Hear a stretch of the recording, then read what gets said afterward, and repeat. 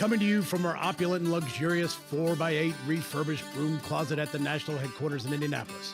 With duct tape studio lights and a mic that you barely can hear, we hope to entertain and educate you. This is the Tango Alpha Lima podcast. They call me crazy cause I'm facing all my giants. They try to scare me into thinking I can fight it. They tell me I should never even think of trying. But that's just me, I'm gonna live out in defiance.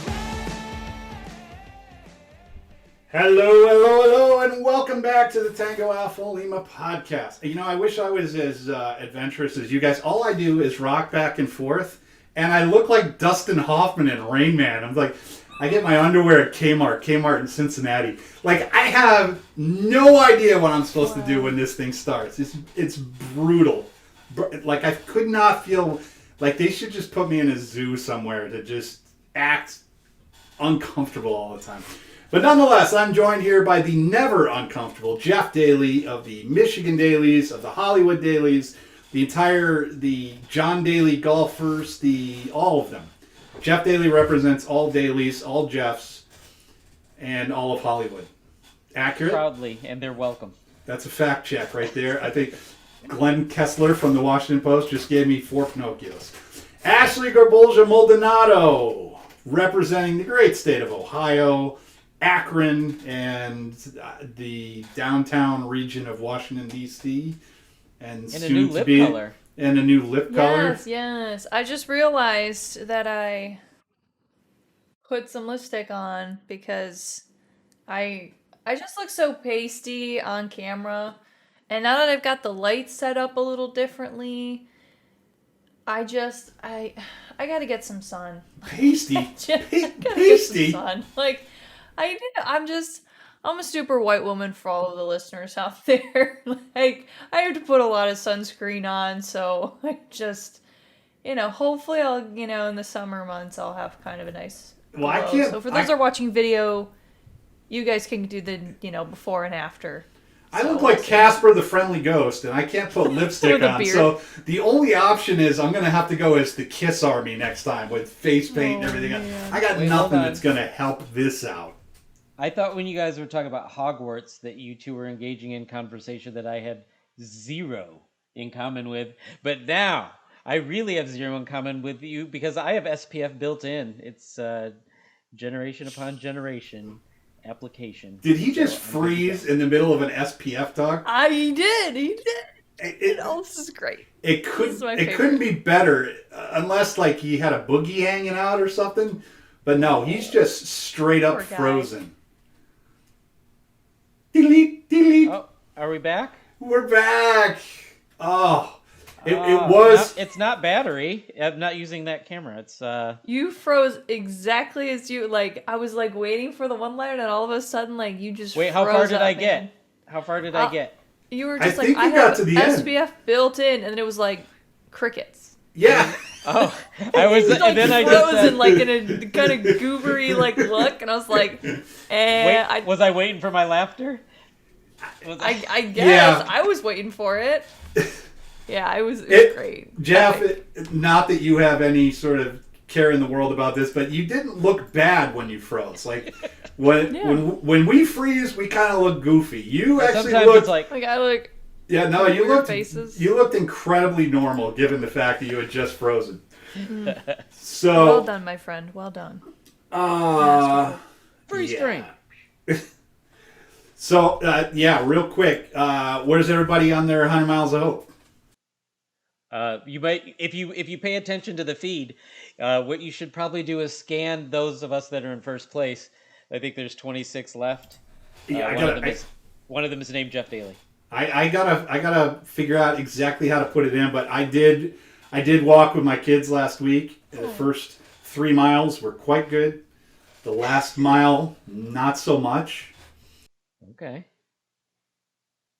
So I've been really terrible at logging everything. I did a 20-mile bike ride on Sunday. Nice. And I've been hitting the gym twice a week. So I know like my Orange Theory app is tracking everything. But then I still have like Google Fit. I have the Kilter. I've got all of these trying like to capture and converge to get into the 100 Miles for Hope app. So I'm like working it all out. The thing is, I only have like 48 hours to like log that stuff. So right now, like I think I've put in about 12 miles or so on treadmill, and I've put at least, let's see, 40, at least about 40 miles on the bike in the past like 4 weeks. Nice. Well, here's the thing: is it's not just. And I've about lost miles. 7 pounds, people. So excited. Okay. We're supposed to be able to notice that over the Zoom phone call. I mean, yeah, because I'm amazing. Duh. Like, I don't know. No. You're right. I guess if you're watching video, you can see. Super producer Holly says, fake news, Jeff Daly is ranked 28th. Jeff Daly's also 3 hours behind and has been on podcasts, and those people have logged for today. I haven't done anything today yet. I will say that Jeff Daly is absolutely 100% winning the league in recording it on Facebook and getting it out there. And I applaud you. Like that's the way you get the word out there. And you have been an absolute acolyte for this program, and I appreciate it very much. All right, we're going to start off with my favorite story of this week. And Jeff, when I texted it to you, you said, "Oh, are we going to discuss this on the podcast?" And my answer was, "Oh yeah." So go ahead. Now, because I'm out of my element today, I don't have it printed or whatever, so I'm going to have to do the tilt and go to this screen here. We didn't talk about the Ruckers that Holly wrote in the intro. I couldn't figure out who had written it in there. How many times did we say Ruck? And what was the answer, Holly? Well, she wants you to read the whole thing. Oh, all right. Hey, Ruckers, who wants to know the answer to the challenge Jeff Daly threw out last week? How many times did we say Ruck during last week's episode? Ooh. Oh, all three hosts. Well, okay. I did not. It out loud. I didn't. Yeah, it's like I'm reading the exit stage left part because it got added after I wrote this. I can't add things that I don't know. Wow, they're getting behind the scenes on us today. This is amazing. Well, so I didn't listen specifically to count, but it's a lot. I'm gonna go. I'm seriously, and I don't know if I'm even gonna overshoot it with this. I'm gonna say 30 times. Is it closest without going over? Because in which case I'll go 31. Okay, who's next? Oh, 31. Ashley. I'll go 25. And super. Are we giving away the answer now? Or are we going to give people a chance? 34. We just gave the answer away, so nobody can get. Well, yeah. Well, it's already been playing for 2 weeks now. So if people aren't going to go back and listen to that, yeah. Either way, all right, Jeff, roll on with our number one story because I have been waiting. Because all I've been thinking about this past week is how that Navy lieutenant was right. That enlisted people are all perverts, deviants, just this sexual misadventures, and I've come to just feel absolute shame on behalf of all NCOs. So I want to launch into the story. Let's hear an uplifting story about some officers. Right. Well, and I will say this.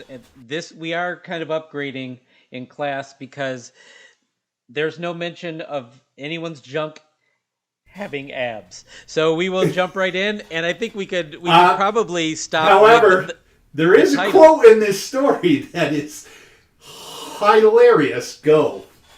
Are you sure? Yeah. Okay. So just the title alone, it is Booze, a Strip Club, and a Major Gone Missing. How a 101st Airborne unit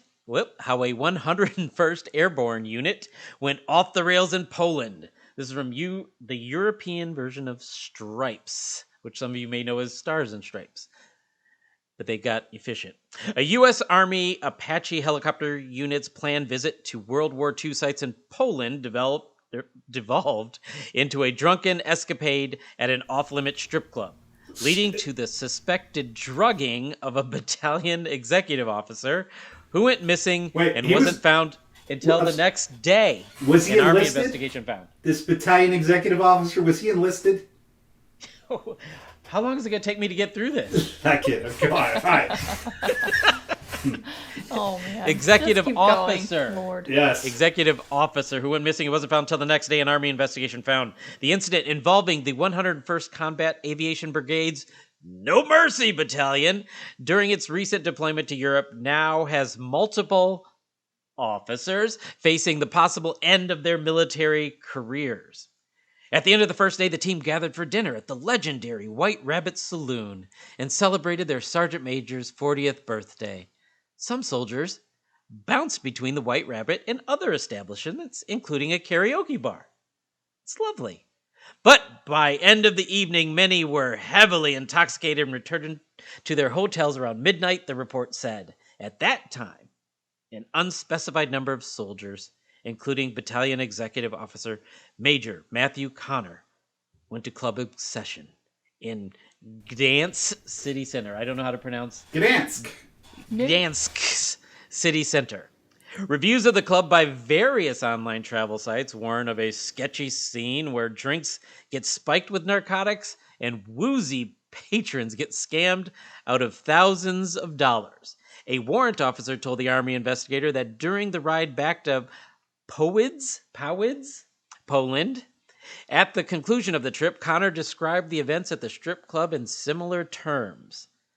Fix the battalion commander, not to be confused with Fix the battalion commander. No. It's Fix, comma, the battalion commander was driving the car. Connor said that he received multiple lap dances and that strippers bit his nipples to keep him awake and repeatedly had his credit card swiped, the report stated. Connor then showed the soldiers in the car multiple receipts, which added up to $50,000.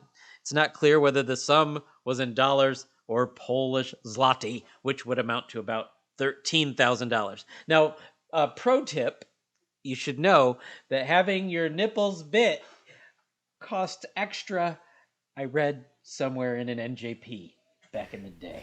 Nothing good ever happens after midnight or when your nipples get teeth marks. That's the symbol. That's the sign. If you're looking for like this moment where the light shines on you and you're like, I should choose the right decision, that's when multiple strippers are biting your nipples and you've lost 50,000 Polish kronas or whatever it is. The only thing separating this pervert from every other NCO pervert I've ever been with is he didn't try to take this young lady to the family readiness group. That's what an enlisted guy would have done, but love everything about this story. Ashley, you have nothing? My face hurts so much right now.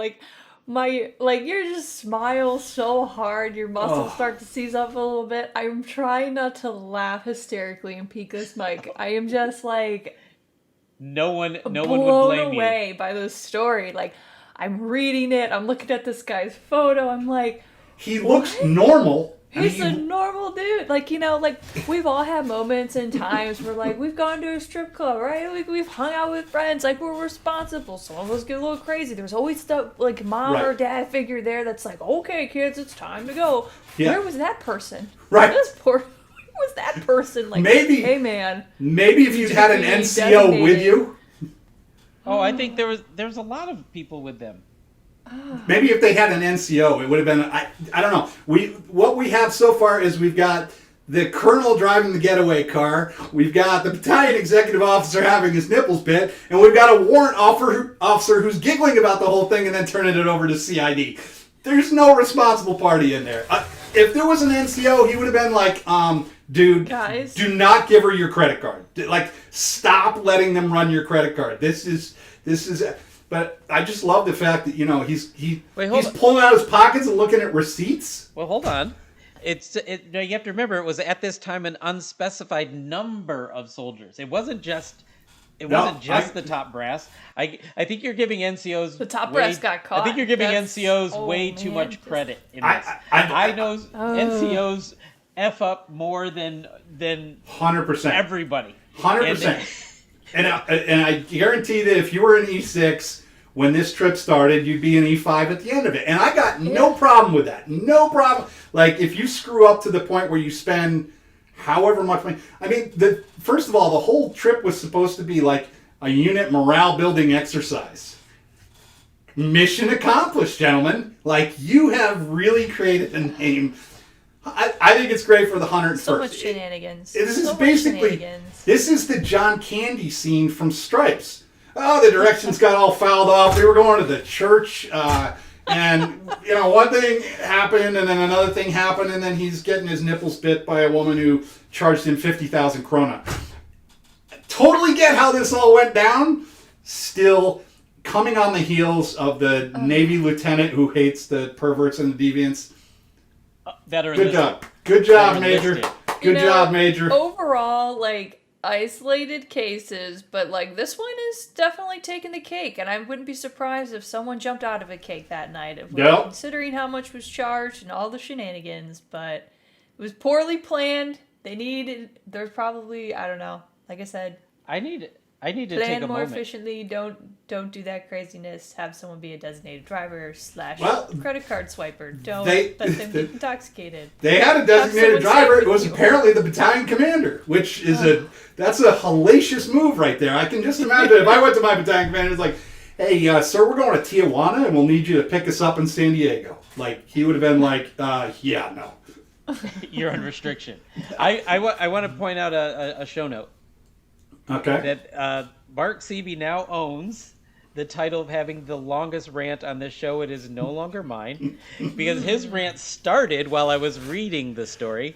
It continues while Ashley is. It's continuing now. It continued while Ashley. He loves this stuff. He loves this. Like, It he was put amazing. this story in here, and he's like, "This is the most amazing thing ever." I've been He's sitting loving around the house for 3 days with kids like lighting fires, and I'm like, I don't care. I just got to make it to Wednesday so I can record this podcast, because it will be a thing of beauty. And it's just coming on the heels of that lieutenant. That's what really pushed it over the edge for me. That lieutenant last week, that story, as much as we made fun of it, made me so mad I couldn't even think straight. And then I see this, and I'm like, good on you. It's go Army. It just And I reminds me hope of the the angry Hangover cops- too, because like this guy Connor goes missing. It's kind of like Doug, right? And they're all like trying to figure it out, and they're trying to piece the night together. And like one's got a tooth missing, there's another tattoo, like there's a baby, like all of these like miscellaneous. Like that's kind of like the weird movie screenplay that I think about, but like the military version of like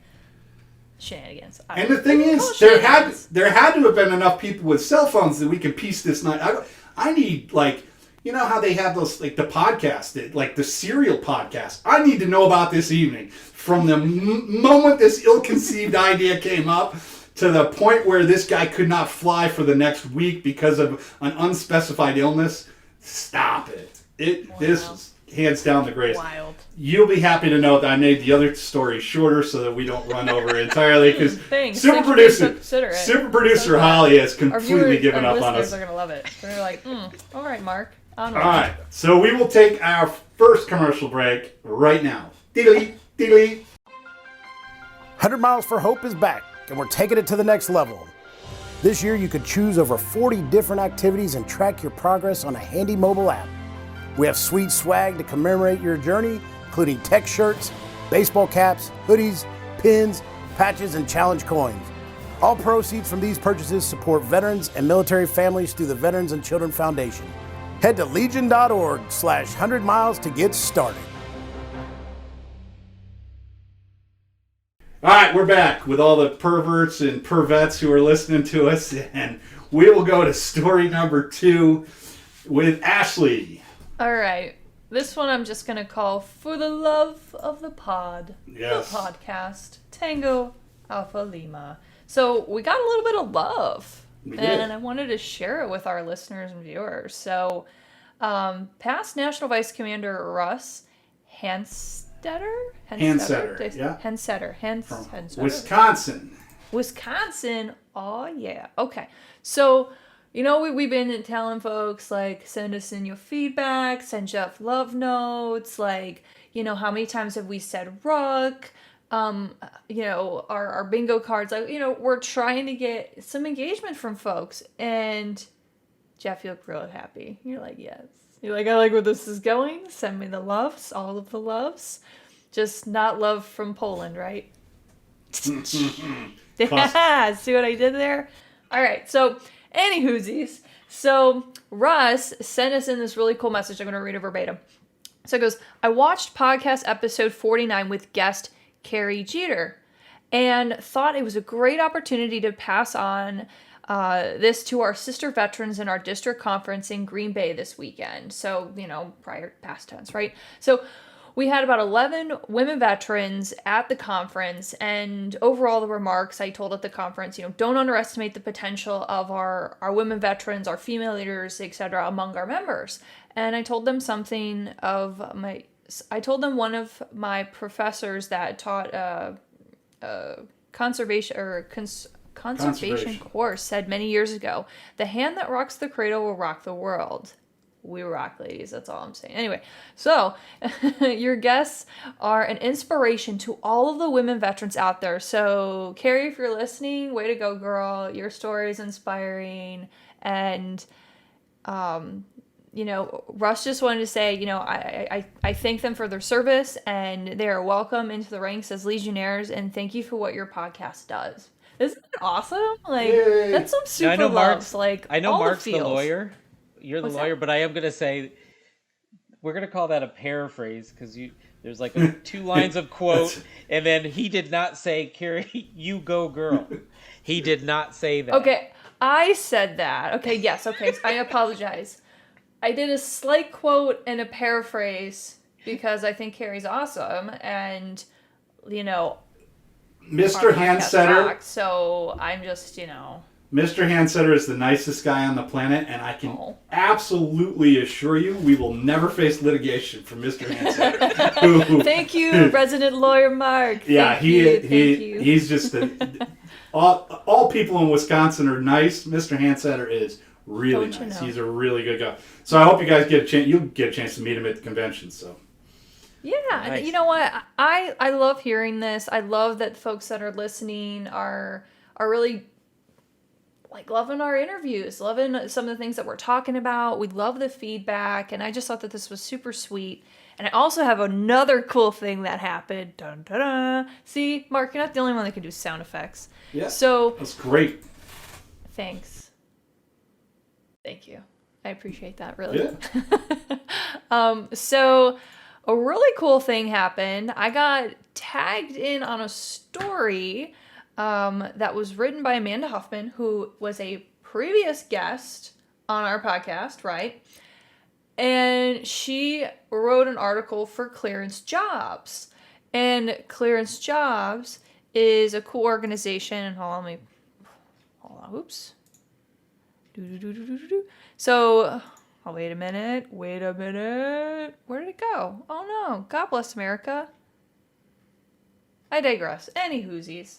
So, they put together this list of 7 top podcasts for military vets in transition. And guess who made the list, guys?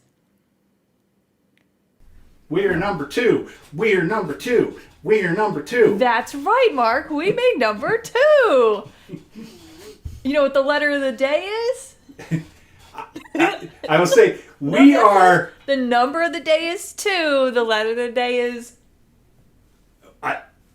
We're number 2. But I will say, if the chief warrant officers screw up in the next 2 weeks, we will move to number 1 because we've had our enlisted people stink, our officers stink. Now I need a warrant officer story. Bring You it. had a warrant officer. Bring it. Oh, man. In the Okay, last so... He was just I was right. trying to make some, Sesame Street quotes. I know you got kids at home, so I was hoping for something, but my letter of the day is S for shenanigans. But these are the good kind of shenanigans because we've got people out there listening. They love what we're talking about. We're getting great feedback.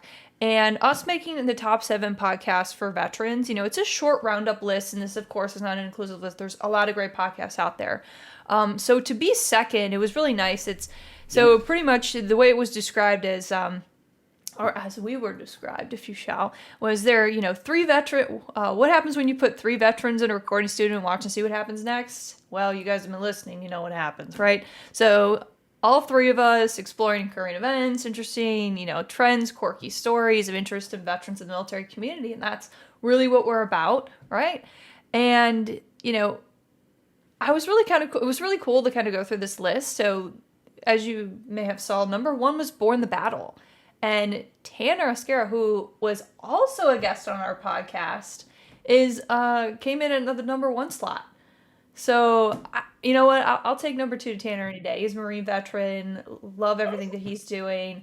So, just promoting other veterans here too. Number 3 was Veterans on the Move, which is an entrepreneurial, people, programs, resources for successful transition. You had the Military Money Show, which was for vets and military folks transitioning out of military, obviously ensuring money's in order. And that's with Lacey Lanford. She's a wealth of resources to get your finances in order. You've got Military Wallet, another podcast focused on money and managing finances for transitioning. Number 6 was Mentors for Military. Robert Gowen, retired military, and saw firsthand challenges of firsthand experience. So he talks about combat, leadership, resiliency, adversity, etc. And he's a storyteller. He's got some co-hosts, I believe, as well. And then finally, Security Clearance Careers, which is Clearance Job's own podcast. So they call it Clearedcast. It's pretty cool. But it's actually about security clearances, intelligence community, espionage, national security and defense contracting updates, exclusive interviews, and intelligence community and government leaders. So I think it's kind of cool because, we have dealt with the topic of espionage and spies and, security. We talk about a lot of national security on here. So I thought this was a cool list, and I wanted to just kind of give us some kudos and some love this episode and tell folks, continue to listen, continue to subscribe, share with your friends, guest suggestions, all the above. So yeah, not too shabby. Yeah, I mean, we can only toot our own horn so much, but yeah, love it. Love it. Keep moving up. Tanner, we're coming for you. Yeah. Dun, dun, dun. Oh my god, he's like my bestie. He's like my bestie at the VA. Don't mess with him. He'll go full Marine. He's a Marine. He's a Marine. He gets it. I know. All right. He gets it. Topic 3, which I'm doing today, and I kind of did an audible on this one. I was going to talk about how I find it ironic that we're pulling troops out of Afghanistan and we have to have them all out by September 3rd or September 11th. And there's another article out there how we're bringing more troops in for security, which makes sense. But then there was an accompanying article that was we still have 2,500 in Iraq and we're not pulling them out. So why didn't you want to do that story? It's you just did. Well, I mean, yeah, I kind of did. This is a good story. It's a little shorter because, frankly, I don't want to read the whole thing. I think everyone should go read it. It's at military.com, and it's the title, Navy may recognize Black World War II soldier who towed wounded shipmates through shark-infested waters. This story is exactly that. There was, in World War II, there was a ship that was sunk, and it was the destroyer Gregory. It was sunk on September 5th, 1942, by Japanese warships near Guadalcanal. So the guys got into life rafts, and they recognized the fact that the life rafts were basically going towards shore, where the enemy had the shore. And there was no way that if the raft made shore, they were all going to be captured. So this one guy, an African-American sailor named, I got to get his name on here, it's Petty Officer First Class Charles Jackson French of Foreman, Arkansas. And he basically, he pulled off his clothes, had his shipmates help tie a rope around his waist, and dove into the water. He was a powerful swimmer, and he towed the raft for somewhere between 6 and 8 hours through the night until landing craft finally discovered and rescued him. Now, again, he wasn't trying to swim them anywhere. He was swimming against the tide to keep them from washing up on shore because they all would have been taken prisoner. After he began swimming, he soon encountered sharks. Quote, "I got the hell scared out of me," French told Chester Wright, author of the book in 2009 called Black Men in Blue Water. "I nearly peed on myself when one of them sharks touched my feet. I just froze and tried to surface and float, to get my feet out of the water. But it didn't stop him from staying in the water and continuing to swim while carrying this rope tied to a raft to keep his guys from launching up shore. It's an incredible story, and they're working on trying to get him put in for the Medal of Honor. I'm not optimistic about that effort because I don't think this qualifies as being under fire at the time. But it's one of the more amazing stories I've ever heard. I mean, it's the guy from Arkansas tying a rope around. Jeff, what did you make of this one? Well, I mean, there's a couple of things that I was going to say the same thing that because I'd seen that he's in the International Swimming Hall of Fame, it looks like, but I was wondering what the military was going to end up doing because of the not being under fire. It also makes me wonder if they should allow more exceptions, because swimming with the sharks and not financial ones is a kind of a big deal and a selfless act to saving others. And because I'm going to tell you straight up, I believe that I would do a lot of things in this world for other people. I'm not jumping into shark-infested water. That's never going to happen. I probably wouldn't jump in if they were tuna. If I saw a lot of things and I had to jump in there, it's probably not going to happen. So, like, my level of being impressed is through the roof. And it's also interesting. I don't know if you know, I've heard this stereotype so many times that black people don't know how to swim and can't swim. And whatever. I mean, I've been told it has to do with the buoyancy level of melanin in the skin. Like, people try to biologically explain to me how the fact that I swim isn't possible. So it's an amazing thing to see. What's that? I just said it does come up though. That is like. It's a real thing that people say. So this story illuminates yet another shadow of ignorance that people have, and it's not even always angry. It's just like they just kind of believe it. So I thought that that this is such an amazing story in and of itself, but it has a little side benefit that I appreciate.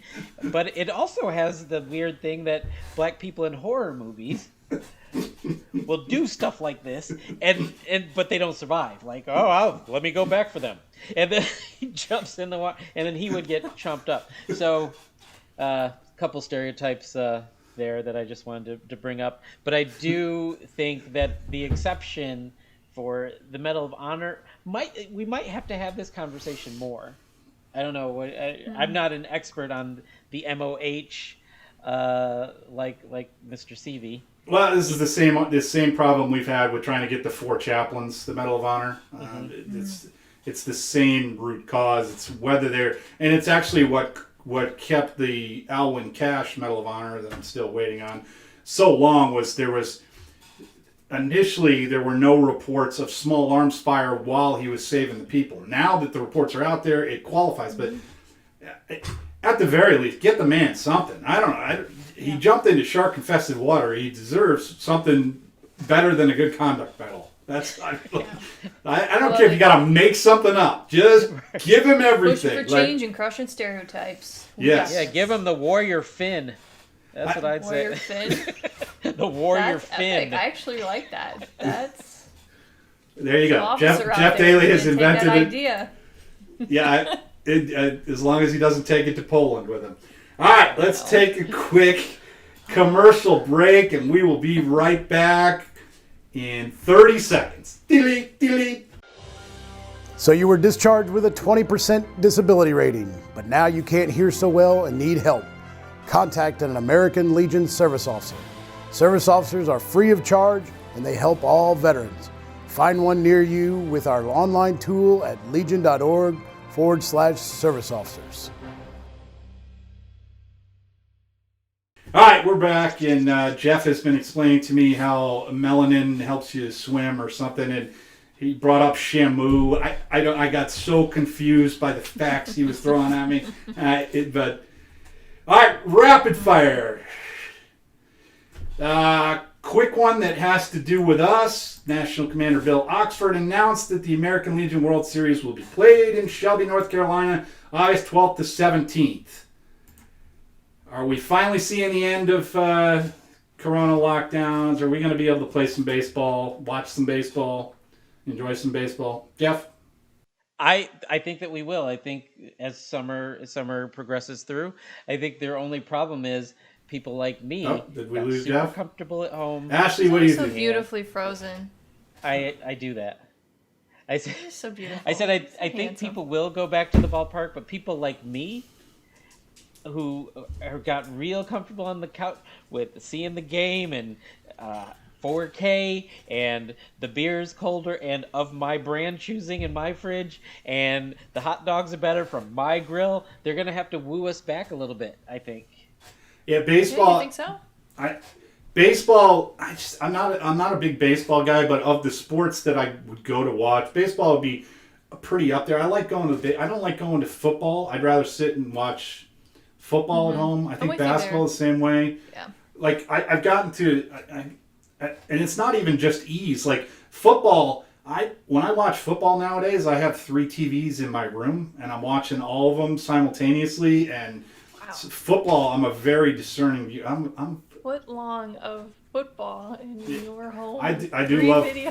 Where do you you're setting the scene for me, and it's just such a peculiar I have my computer opened. I have my computer that I'm watching usually Red Zone, and then I have another TV that I'm watching the Patriots on, and then I have another TV that I'm watching whatever the local game is. So I'm always. Are you usually like marinating something too with your? No, I'm not really.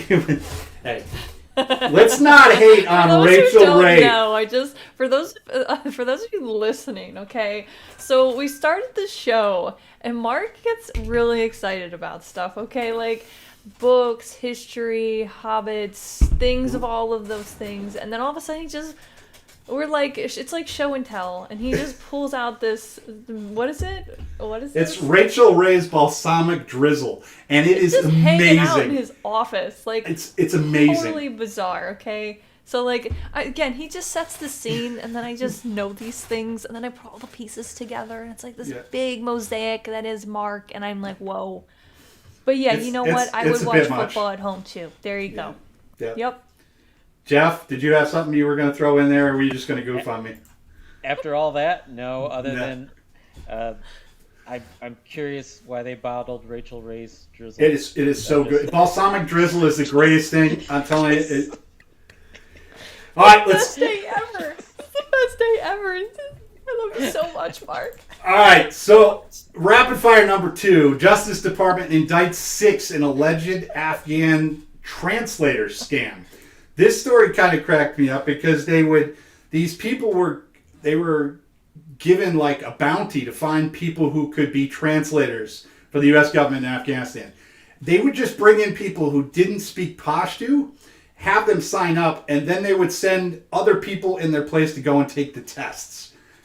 So at the end of this scam, you end up in Afghanistan where you don't speak the language and everyone's relying on you to translate. Like, this seems like the stupidest scam I've ever heard of in my entire life. Jeff, what do you think on this one? I think you just said it. Stupidest scam I've ever heard of in my entire life. And so dumb. I've had so many people call me about extending my car warranty for an 07 Hyundai, which has no more warranty. So this is even dumber than those people. I don't know how much is... do you think you're going to get away with it? Do these people get over there and they're out with an SF unit and they just like insane babbling and not realize that the Afghan guy's going like, the hell's wrong with this dude? Like, they're like, no one they gonna don't know what they're saying, so therefore they right. You That's think crazy. no one's That's gonna how people catch? get killed. This is That's just how people get irresponsible killed. and dumb. Good. Throw them all in jail. I got no problem. You can't punish these people enough. All right, we'll go to rapid fire number 3. Tribes want medals awarded for the Wounded Knee Massacre rescinded. This was from the New York City Daily Post. And this was about medals of honor that were issued for Wounded Knee. Thoughts on rescinding Wounded Knee Medal of Honor? It's it's a male getting opportunity for us here, because on one side, if we're saying that the aggressions were illegitimate, you have a thing, but illegitimacy of the legitimacy of the battle itself is not what the person. Remember, we don't ask questions when we get sent places, we go. So if you, the person who deservingly was put in a situation where you were awarded the Medal of Honor, then those acts don't cease to exist because someone has political problems with why the person was there in the first place, if that makes sense. Yes. So I would say that you can question whether we should have been there in the first place, but what the person did still happened.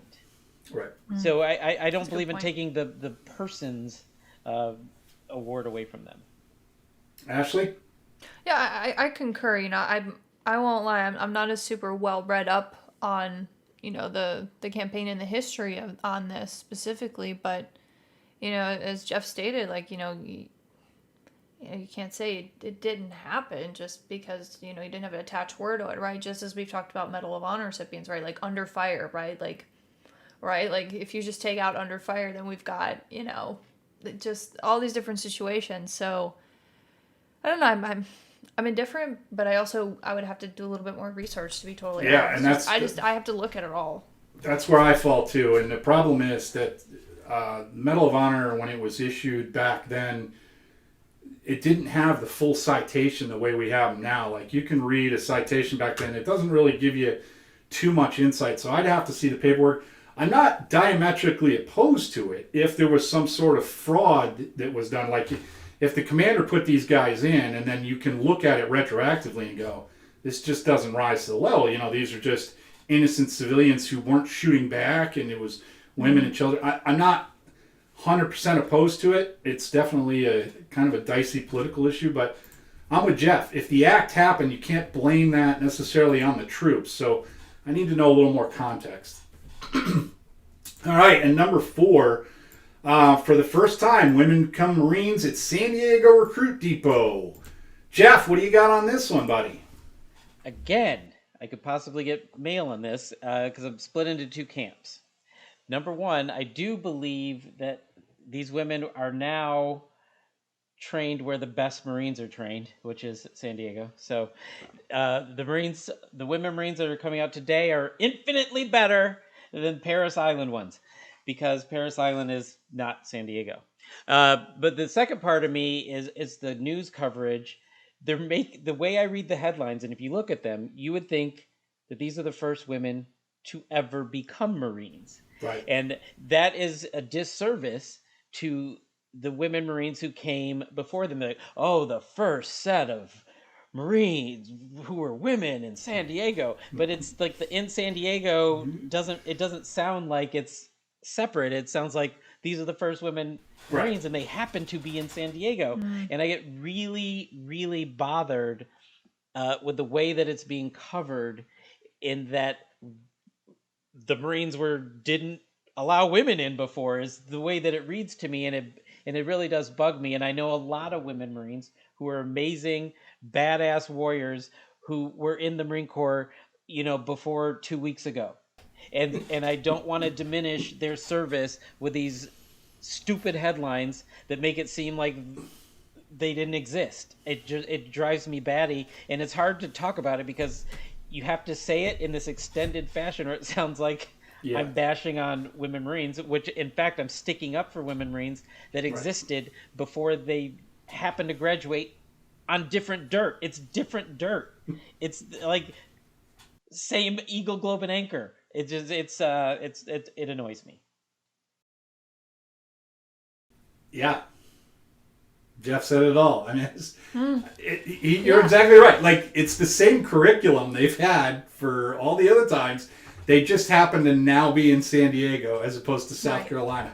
Well, they're both. The whole premise was, you know, the Marines have been laggard on full gender integrated companies, right? So the Marines are stepping up, and these are happening. And yes, like some of these headlines are misleading, and it's like of course there have been other amazing badass women who haven't will always be Marines, right? Because there's no such thing as a former Marine, right?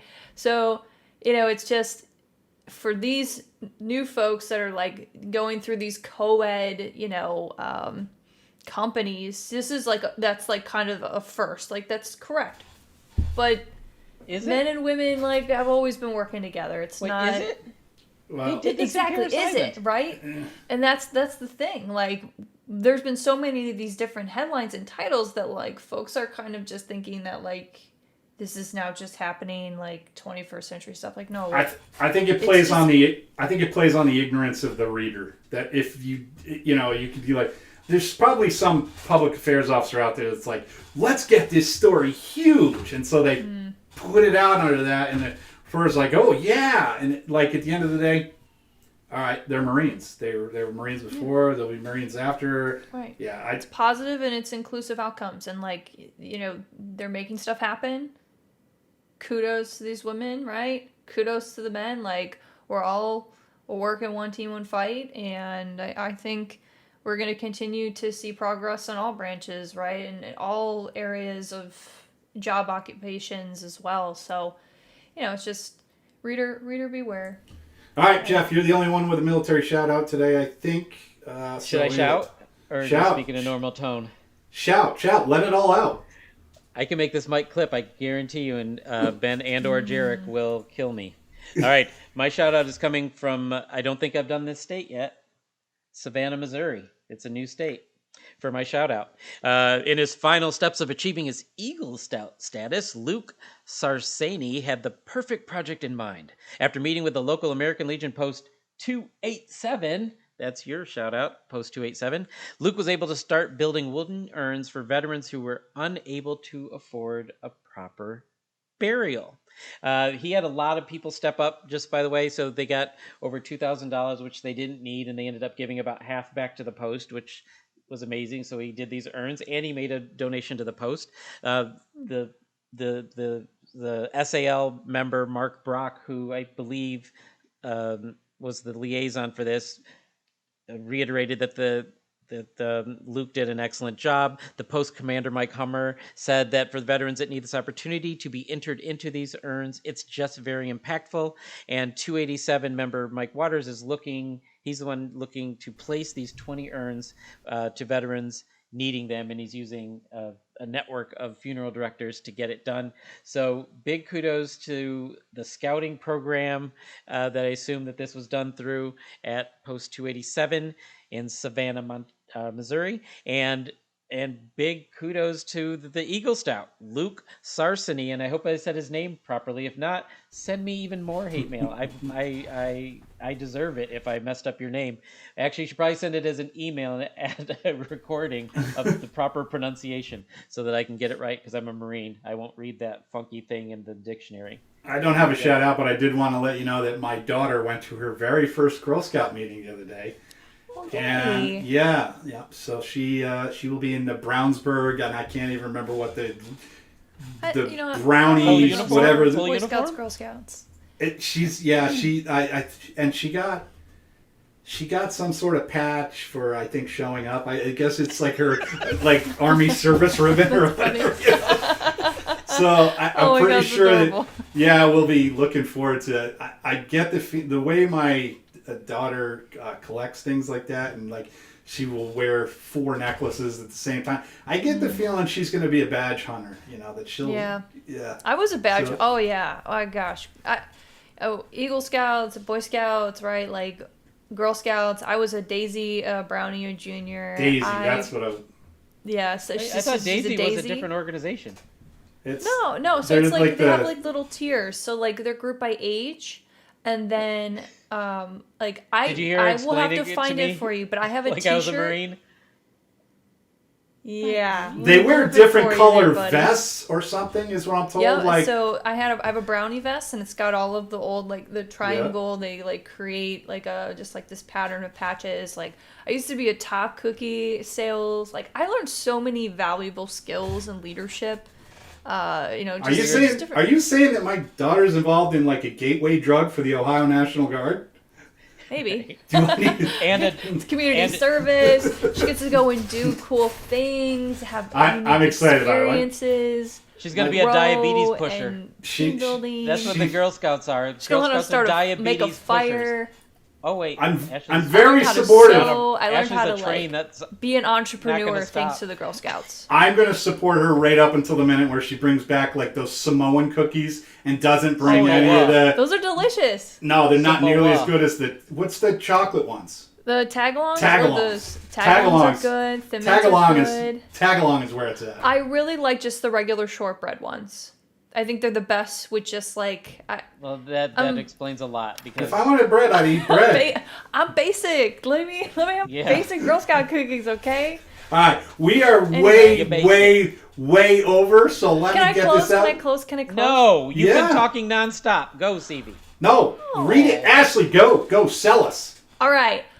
Everybody who's been listening who loves us, do not forget to subscribe to Tango Alpha Lima Podcast on YouTube, Apple Podcasts, Spotify, or wherever you find your podcasts.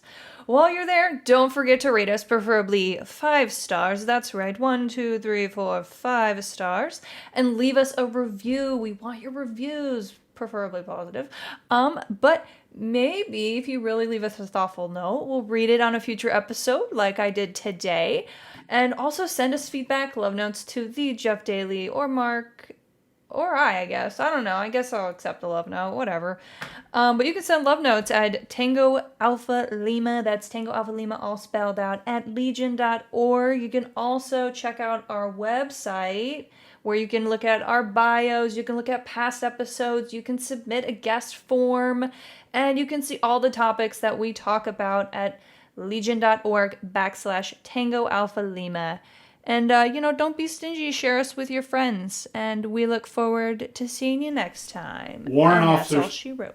Warrant officers, pick up your game, guys. Pick up your game. We need some pervert, deviant warrant officers to show up in the news in the next 2 weeks. Bye. Bye. Ciao. Ciao.